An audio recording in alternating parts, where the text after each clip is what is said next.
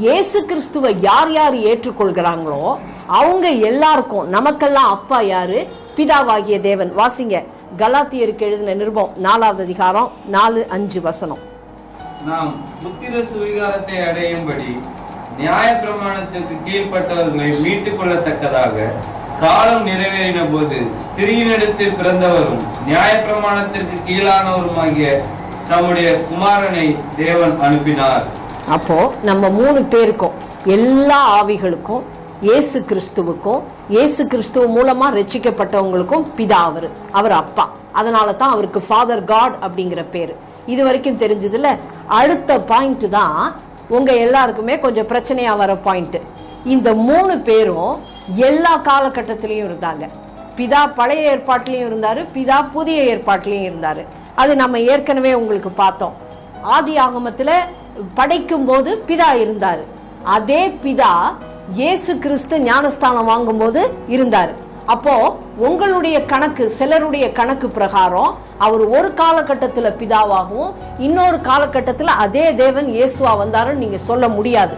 எப்படி ஒரே இடத்துல பிதாவும் குமாரனும் பரிசுத்த ஆவியானவரும் இருக்க முடியும்? அவங்க 3 பேருமே எல்லா காலகட்டத்திலயுமே இருந்தாங்க. அதனால அவர் பழைய ஏற்பாட்டிலையும் இருந்தாரு, புதிய ஏற்பாட்டிலையும் இருந்தாரு. பரிசுத்த ஆவியானவரை எடுத்துக்குவோம். பரிசுத்த ஆவியானவர் நம்ம ஏற்கனவே பார்த்தோம். ஆதியாகமம் 1 அதிகாரம் 2வது வசனம், ஆவியானவர் ஜலத்தின் மேல் அசைவாடினார்னு போட்டிருக்கு. அது பழைய ஏற்பாடு. புதிய ஏற்பாடுல என்ன ஆச்சு? இயேசு கிறிஸ்து மேல புறா வடிவத்துல இறங்கி வந்தார். அப்போ பழைய ஏற்பாட்டிலையும் பரிசுத்த ஆவியானவர் இருந்தாரு, புதிய ஏற்பாட்டிலையும் பரிசுத்த ஆவியானவர் இருக்காரு. அது மட்டும் இல்ல, ரட்சிக்கப்பட்ட நமக்கு, நம்ம ஒவ்வொருத்தருடைய இருதயத்திலையும் பரிசுத்த ஆவியானவர் இருக்கிறார்.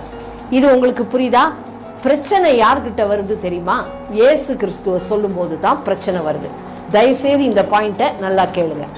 இயேசு கிறிஸ்து பழைய ஏற்பாட்டுல இருந்தாரா? அதுதான் பிரச்சனை எல்லாருக்குமே. இயேசு இல்ல. நம்ம என்ன நினைக்கிறோம்? கிறிஸ்துமஸ் அன்னைக்கு மரியாள் இடத்துல தான் இயேசு பிறந்தார். அதுக்கு முன்னாடி இயேசு இல்லவே இல்லைன்னு நம்ம நினைக்கிறோம். தவறு. அப்படி கிடையாது. அவர் ஆதியில வானமும் பூமியையும் கடவுள் படைக்கிறதுக்கு முன்பே இயேசு கிறிஸ்து இருந்தாரு. வாசிங்க, 1 பேதுரு 1 அதிகாரம் 18-20 வரைக்கும் வசனம்.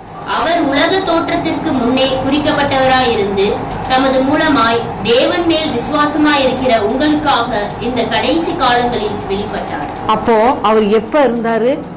உலகம் ஆரம்பிக்கிறதுக்கு முன்னாடியே இயேசு இருந்தார்.